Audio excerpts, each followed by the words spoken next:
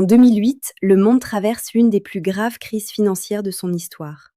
Les marchés boursiers s'effondrent, plusieurs banques font faillite, et des millions de personnes perdent confiance dans le système financier traditionnel.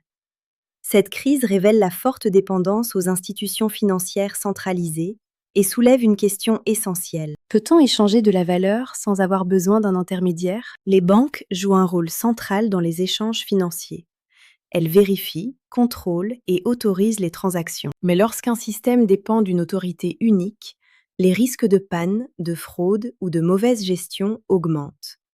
Un nouveau modèle devient alors nécessaire. Un système décentralisé, fondé sur la confiance numérique. En 2008, une personne ou un groupe de personnes utilisant le pseudonyme Satoshi Nakamoto propose une solution innovante. Son objectif est de créer un système de paiement électronique fonctionnant directement entre utilisateurs, sans banque ni intermédiaire.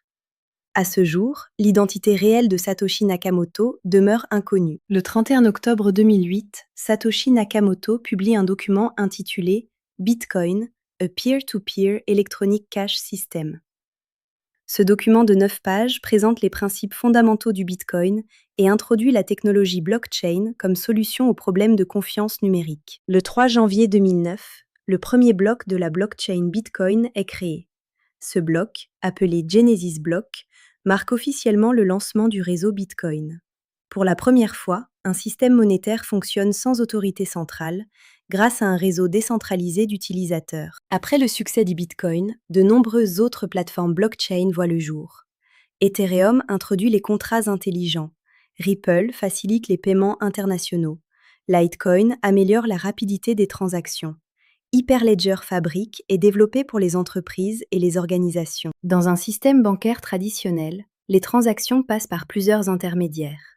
En revanche, avec Bitcoin, les utilisateurs peuvent échanger directement de la valeur à travers le réseau, de manière sécurisée, transparente et sans banque. Cette approche réduit les coûts, accélère les échanges et élimine le point unique de défaillance. Le Bitcoin représente la première application réussie de la technologie blockchain. Il démontre qu'il est possible de créer un système de confiance numérique sans intermédiaire.